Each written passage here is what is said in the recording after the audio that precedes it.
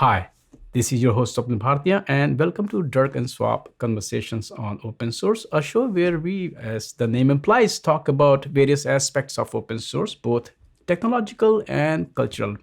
And once again, we have with us Dirk Hohndel, VP and Chief Open Source Officer at VMware. And today we are going to talk about the role of Neutral Foundation. Should we put our projects under a foundation, and why? What are the pros? What are the cons? Before we deep dive into this discussion, Dirk, I mean, you have been part of the Linux Foundation, not Linux Foundation, you have been part of the open source. I mean, sometimes Linux Foundation is like open source. So I said that you have been part of Linux Foundation. No, what I meant to say that you have been part of the open source for such a long time. We have seen so many projects, not only born, evolved, some died, but foundations play a very important role in sustainability of a project.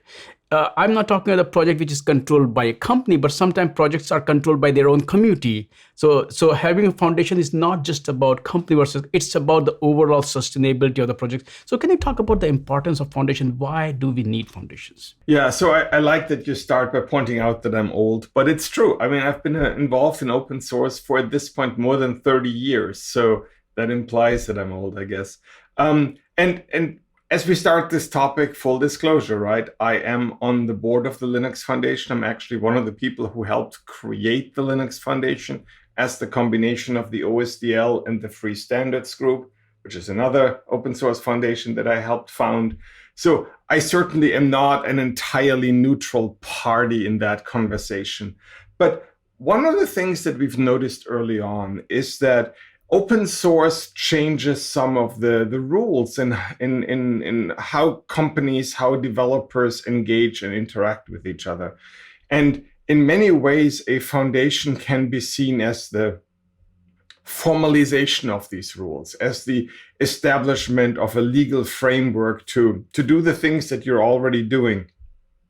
So it seems to me often that foundations really are a logical extension of a typical open governance style open source project, because they encapsulate this neutrality aspect, this regardless where you work, regardless where you come from, regardless who you are, this is something we work on together, where we collaborate and where we're not so much trying to further the interests of an individual company, but where we're working together for the good of a project. So in that sense, foundations are, to me, a logical extension of what all of us have been doing for a long time. But of course, foundations also have become a critical part of how companies are comfortable engaging in open source projects. When I look at foundation, when I look at any open source projects, we had a discussion, when you should scale in the early episodes. I look at foundation as, with any organization, you have that admin section, which take care of a lot of where, it's more than code. You're dealing with people, you're dealing with licenses, you're dealing with logo, trademark. And then, if you are also collecting money, you're raising funds, somebody has to manage the resources of treasury. So you do need a body no matter what. It cannot be just like over email, you are telling, hey, we got $200,000, where should we send it? So you either way need an organized structure for that. But I think what foundations do, so I have seen that some projects like there's GNOME Foundation, KD people also have that. So sometimes the projects themselves have foundation. And then there are like companies like Canonical, they are working on creating a foundation around Ubuntu. So sometimes there are projects, they have their own foundation. But then we have neutral foundation, like Linux Foundation is there, Apache Foundation is there. There are a lot of other foundations. The difference that I see is that when there is a foundation which is still controlled by the project, I don't see it as a neutral foundation, because there will not be collaboration. Yes, there can be between GNOME versus KD, because there is a lot of competition going on. Versus when I look at a neutral foundation, that it becomes a place where, irrespective of which background you come from, that's a neutral zone, right? Everybody can come. So how does the since you were associated with Linux Foundation, and there's nothing to do with bias. Linux Foundation has done incredible work in promoting open source where we could not even expect that. So let's talk about just how neutral foundations further the goal of open source, how they remove some barriers of entry that comes with a lot of foundations which are controlled by either a company or a project. So I think about foundations in that sense kind of at two levels. So you have foundations like KDEEV, like the GNOME Foundation, that are built around a project. So you say controlled by a project. I think of it the other way around. They're built around a project. They encapsulate the structure of a project in a legal framework. So you now have the ability to handle money, to make contracts, to deal with a lot of the growing pains of a project that we've talked about in other conversations. And then you have the foundations that are kind of a level above that, which I think is what you talk about when you say neutral foundations. If you look at the way large foundations are typically set up, is that they are a family of foundations. So the Linux Foundation, below it has the CNCF, has the Public Health Foundation, has the Energy Foundation, has the Automotive Foundation. So they're individual foundations that sit below the Linux Foundation. And those foundations typically are then built around a family of closely related projects. And so those foundations are more comparable to KDEEV or the GNOME Foundation or other project-specific foundations. And the difference between those is simply one of scale and efficiency. So having done this a few times, creating a foundation is expensive and time consuming and involves a lot of legal, financial, tax, and just time consuming activities. And having a larger foundation that takes care of all that establishes the legal framework, the financial framework, has a CFO, deals with the IRS, deals with taxes, whatever this is in your country. And then as much as possible automates that for the individual foundations sitting below. It is simply a matter of efficiency. And then you take the next step and you say, oh, and how about if we now go in and automate all this? So we do this as something that is almost API driven, where you can go in and say, oh, now I need a new foundation for this topic, for these projects. Let's pull everything together. Let's create the tax framework, the legal framework, the contracts, the marketing, the website, the mailing address, the repositories, the CI/CD. So you, as much as possible, make this an operation that doesn't require a lot of human interaction, not a lot of direct work by people, but that provides you with this service at the lowest possible cost and therefore the lowest overhead for the project. And through this, then you create a framework that makes it easier for a project to gain the benefits of having a foundation, having the ability to accept donations, to pay for services, to help host a conference, pay for a Zoom channel, whatever it is, the ability to create structure around a project at the lowest possible overhead for that project. And that really is what we're looking for if we're talking about what is the value that a foundation provides to the project. So you mentioned companies creating foundations, right? In a way, you shouldn't need to have a company to start a foundation. You should be able to say, we, the project community, want to take that next step. We want to create this more formalized environment that allows us to deal with money and whatnot. And we do this without having to put a lot of our money in to create a company to engage with all this. But we can do this simply as part of being. When we do have foundations like neutral foundations, I also feel that some of the things that we talked about earlier, it also builds confidence within, because there XYZ open source project, which is being used by different players. Some of them are competitors. When the project is controlled by that foundation, and we had this discussion earlier also that sometimes a lot of companies will have a lot of sway on that project. They will have a lot of influence on that foundation also. You cannot remove the two, it will be there. So even in that case, you will have some hesitant because 90% of board members are controlled by that company, the company employees or the board members. Versus when you look at neutral foundation, where board members are from Red Hat, VMware, Microsoft, Google, all those companies, it kind of breeds a confidence that so companies can not only use that project without worrying about somebody pulling the plug, they can also make contributions. So how does that affect? Yeah, so I think when I think of foundations in that context, I always think of foundations that have a distributed control, so that have different companies involved, have a diverse board that contains people ideally from competitors. You really want that. You want people from Red Hat, VMware, Microsoft on that board.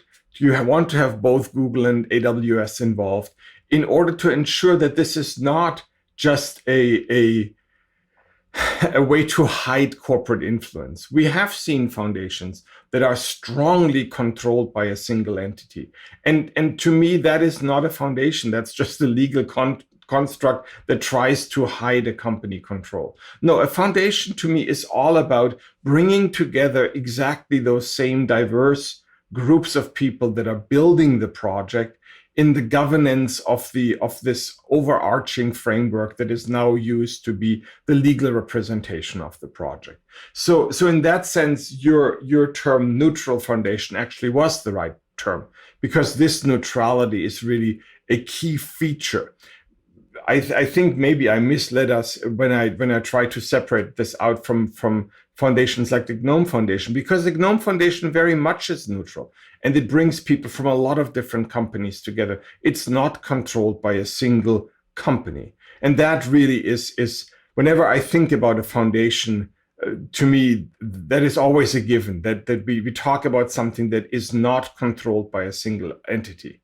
So maybe your taxonomy was the better part to start with.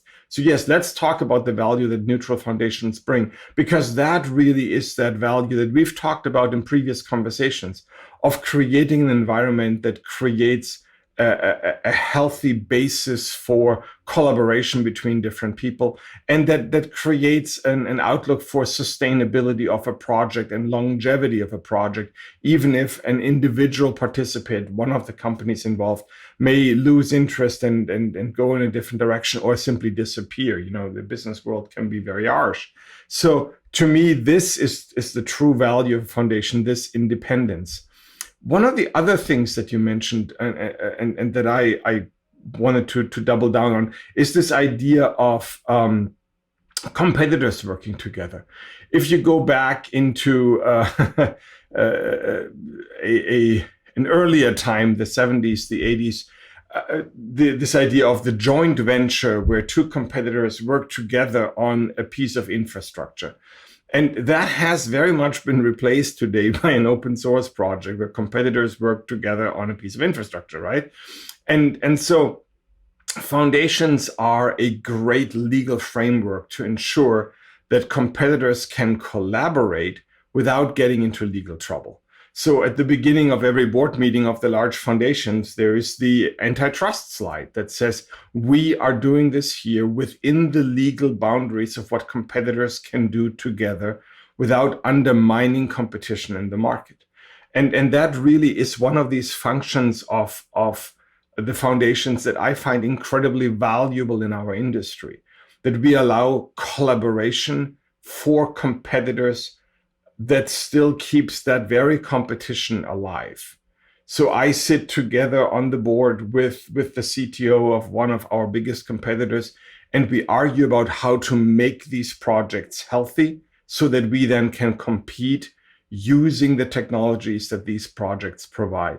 And it's a fascinating aspect that open source and this fundamental change has brought to us in the last 2 or 3 decades. Right. I mean, you made so many great points that I want to go to every point, which we cannot, given the scope of time and everything we have. But that's when you said, you sit with the competitor, CTO of a competitor, and that's the beauty of it. Like the purest form of sports spirit, because when you're on the field, you just care about the sports. So in open source world, what happens is the dev teams, they collaborate, sales team fight in the market. That is totally so this is the purest form of having a healthy competition, where in most cases there you are aware of, a lot of us are aware of, like, your competitors are leveraging a lot of your technology. So actually you are paying developers to build technology that your competitors are using.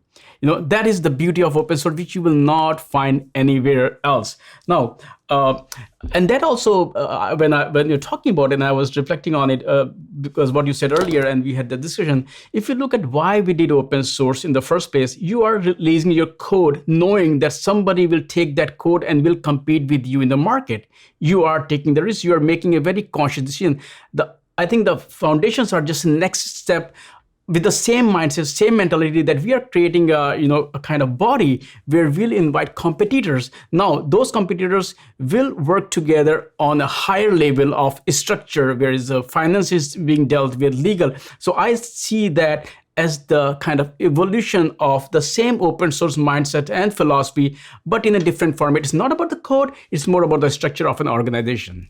It's kind of funny that our conversations over the last many months that we have done this, we kind of look at a similar set of thoughts, just from a different aspect. If you remember back to our conversation about open governance and how important that is, and in that conversation we kind of touched on foundations, because foundations really are the implementation of open governance in a more formal framework.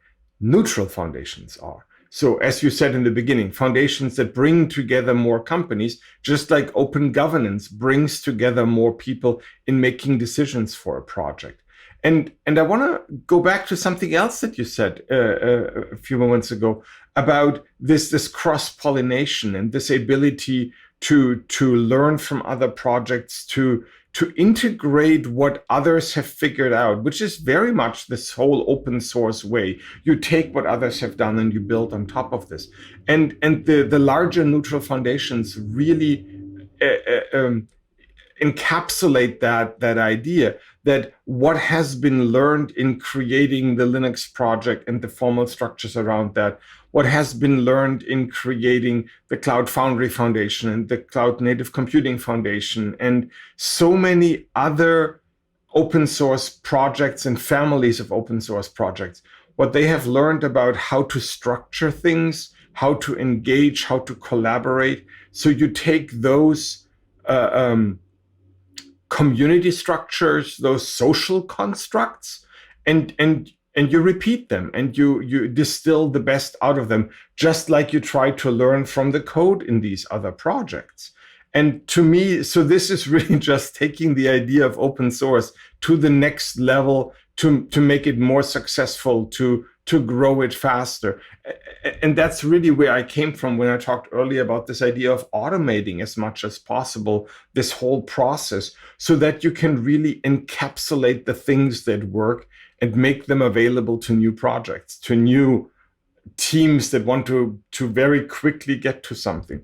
We've seen this with the pandemic and the open source projects to help with contact tracing, that all were built very, very rapidly. And because of that desire to be fast, they all try to use existing frameworks, existing code bases, and then existing foundations and practices of how to collaborate. So that to me was very much a success story, where in very short period of time, completely new projects were brought up and taken all the way to production. So we have in many countries and many states in the US already open source based contact tracing systems that no one ever thought of just a year ago. So yeah, foundations played a big role in that. Yeah, and I talked to Brian Bellendorf. He is a big influence on my own journey. He and Klaus Nopper, they are the two people who kind of influenced me to take up open source as a full time. I used to be a science fiction writer where patents and all those things are like precious, but that was totally U-turn from what I used to be. So that was incredible. Now there are a couple of things that you mentioned, and I love them, and I want to go deeper in that. Number one is cross pollination. I don't want this to become a Linux Foundation special, but I maybe we can just keep an episode simply for them. When I look at Linux Foundation, if you see, because in today's world there are so many technologies. They are like it's like crossing wires. Everything is touching every. Whether you talk about 5G, whether you're edge computing, whether you talk embedded. With Linux Foundation, what happens is that when I go to some of these events, you see a project which has nothing to do with Y project, but they bring those two projects under the same umbrella, and then now two people are communicating, and then because in today's world all these technologies are being used in one form or the other, it becomes very very hard for two different verticals to interact with each other. So with this neutral foundation, especially when their scope is large, it also kind of allows two distinct worlds to come together and talk. Healthcare, the healthcare project by Linux Foundation is a very good example. And I also want to talk about that once you have a framework in place, you can move very fast. When the pandemic happened, the foundation was ready already to create that contact tracing project. It would take years otherwise. So if you look at 5G, if you look at any other, whenever there's a problem, you can react very quickly. But more than reacting, you have people who can talk to each other because you already have those foundations which are part of a larger foundation. So can you also kind of just give us a little bit more, because you have been not only part of the foundation, you also goes across vertical.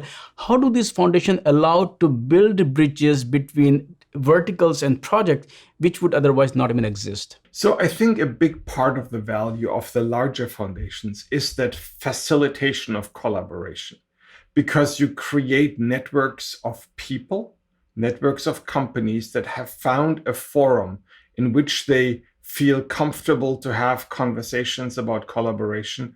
They have built trust into an organization, into a set of governance principles, into a leadership that is trying to help make decisions on licenses, on how to drive things forward.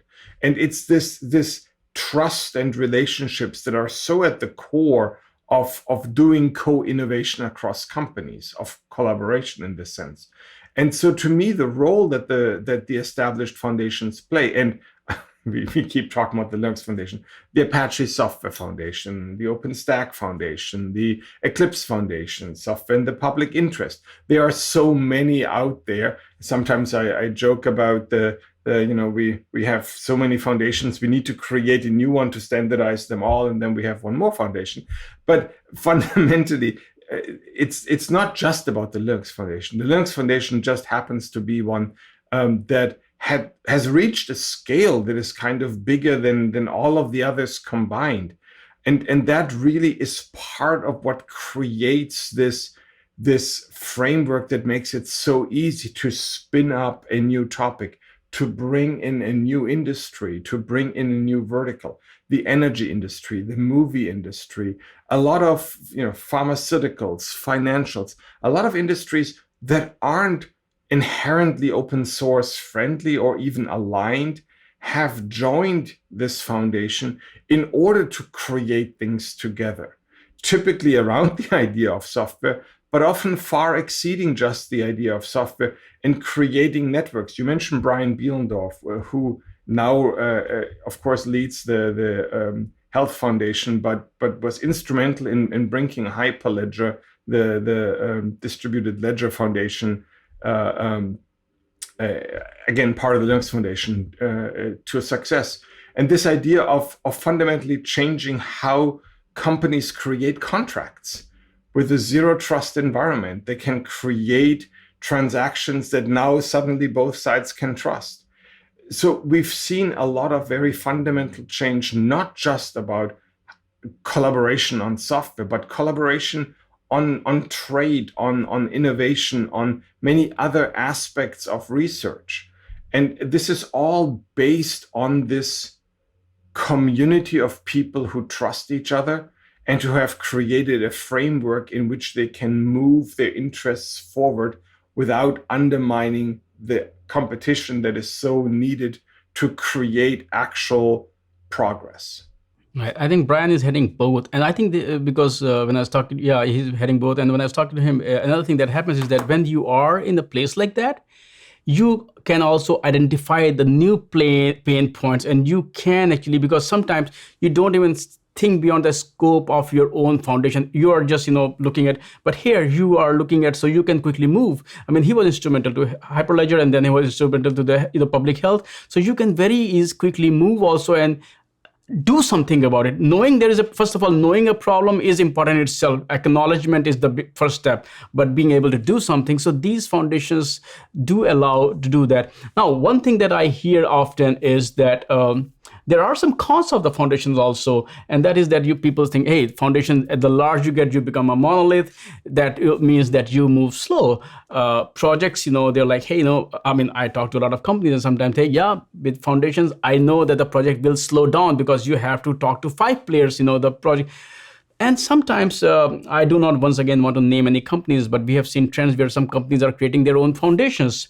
So there are some cons of the foundation, but the pros may overweigh. So what are the cons of the foundation? Because the whole the theme of this topic was that why you should put your project under the foundation. So we should also talk about the cons, and then look at the cons versus the pros, which we have already talked about. So the question of whether your project will slow down when you put it in a foundation, we actually have pretty good data that shows the opposite, because being part of the foundation gives you visibility and exposes you to many of the other foundation member companies, and often actually accelerates things. But there are cons. And so, for example, foundations may have requirements on how you run your project. The Apache Software Foundation has a fairly well-established, firm framework how its projects are to be run. And if your project is run very differently, joining the ASF will cause change. The Linux Foundation has specific ideas around, how should your code of conduct work? What kind of licenses are acceptable? It has to be an FSF or OSI approved license. Otherwise, you can't be in there.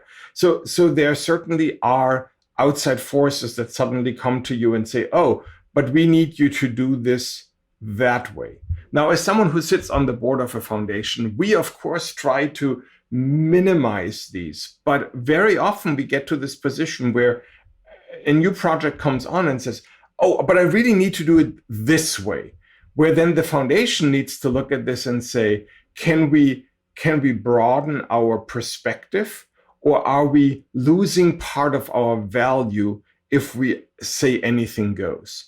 And so this is where we get to the cons. If your project is built in a certain way that is not compatible with how the foundations want to run projects, then either that could be the wrong foundation, and maybe there is another one, or something in the way you run your project may not be compatible with being in a foundation. So we've had this a few times with projects that really have a strong notion of this, dictator for life leadership style, which most foundations these days are fairly inflexible about not wanting. And so this could be a definite con where you say, the way I want to run my project isn't compatible with this foundation.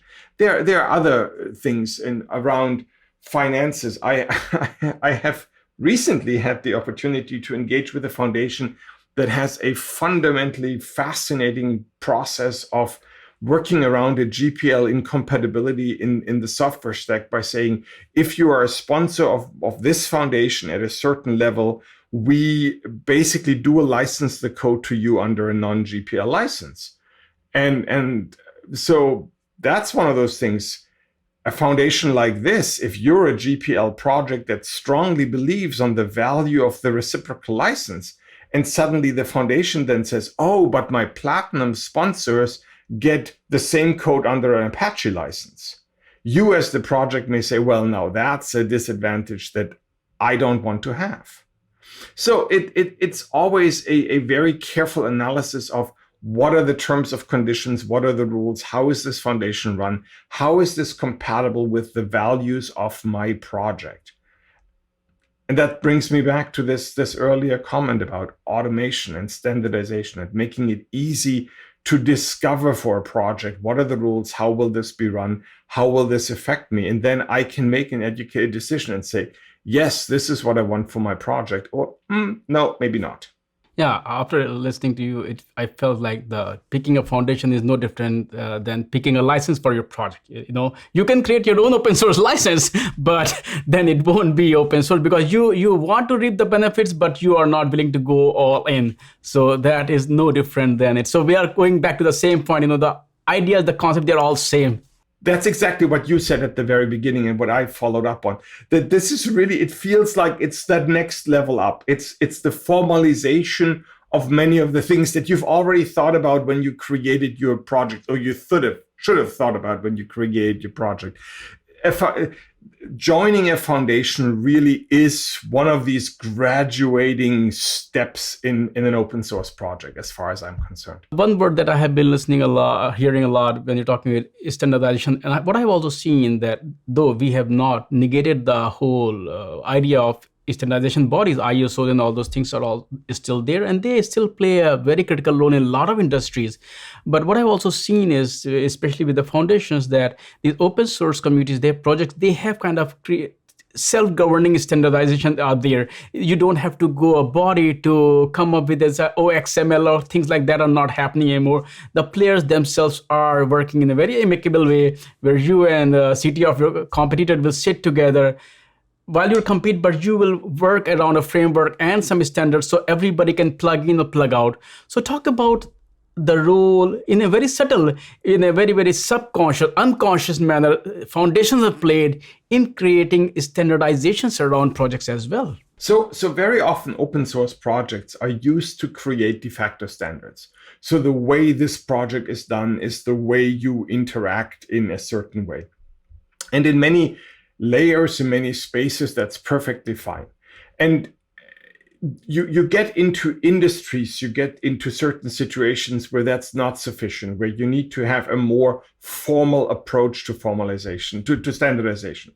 And one of the things that a foundation can give you is a more direct path to actual standardization, so to working with a standards body.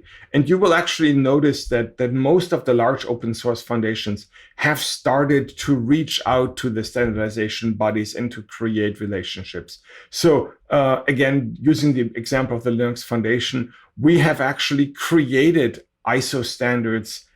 We have achieved pass submitter status, and we are working with the large international standards organizations to make it easier for open source projects to create formal standards. Because in many industries, having those formal standards is a requirement. If you go to the telco industry, having just an implementation that kind of sort of describes how things should work is not sufficient for international telecommunications networks. So there are formal ISO standards required in order to move forward. You talked about 5G, 6G earlier, right? And so foundations are very often one of the facilitators to create these standardization conversations, to go from this project has established a protocol, has established a technology boundary set of APIs that are a de facto standard in this ecosystem, and then take this de facto standard and turn it into a formal standard. And interestingly enough, this sounds like it's a black and white, it's either one or it's the other, but we have learned that there is actually this gradual process, and how foundations facilitate that. Because all the industry players that suddenly say, oh, we do it the way this foundation prescribes it, that is kind of this intermediate step. And the level of agreement, the level of compliance, is there a testing framework to test your compliance to that de facto standard? So you get from, we just have an open source implementation, to all the way a full formal standard, and many intermediate steps that a foundation can facilitate and that people can agree to. So we will see, for example, in a situation like an exchange standard for software licenses like SPDX, that in order for everyone to have a clear definition of what is the meaning of the different tags, how should they be used, standardizing this in a formal way is actually a good thing and is something to look for, which is why this is now an ISO standard. So I tend to simplify. I think so. When I look at standard bodies, basically what the reason we need standard bodies is that we want a platform where all the parties can come together on the table and talk about it. The foundations do that job already. They have already brought all the parties together. So then it becomes easy to work the rest of the piece out. So it kind of becomes a de facto, that's why open source kind of had become this, because they are bringing all the parties together. Before we wrap this up, one thing that I want to talk about is that, first of all, this is a joke, is that every time we talk about foundation, we always bring in Linux Foundation. So it's sometimes it looks to me like Linux Foundation is to open source what NASA is to space exploration. They have kind of become synonym in a way or the other. When we look at open source, I always cite example of Linux, the kernel, that it made companies comfortable with open source. It played a very critical role, even if Linux doesn't want to talk about, in making companies, commercial players, that you can get engaged with open source. Before that, companies were very, very finicky. The foundations have furthered that, that they are helping,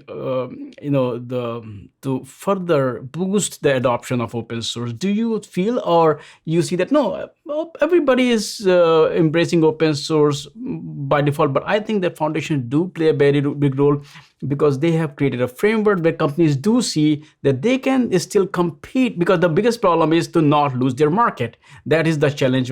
So what role has foundation played in further helping open source grow beyond what it could have without them? I think you hit the nail on the head in your example. It's about creating trust. It's about creating a legal framework that makes companies comfortable to work with their competitors and to work together on underlying technologies that they then build their products and services on top of. So it's very much this level of trust that we as human beings maybe create more instinctively and more on a person-to-person basis, but that for companies, they typically want a legal framework, a contractual thing, something that they can point to, something that their lawyer can explain to them. So very often the foundation is kind of that stepping stone to get more companies comfortable to be involved.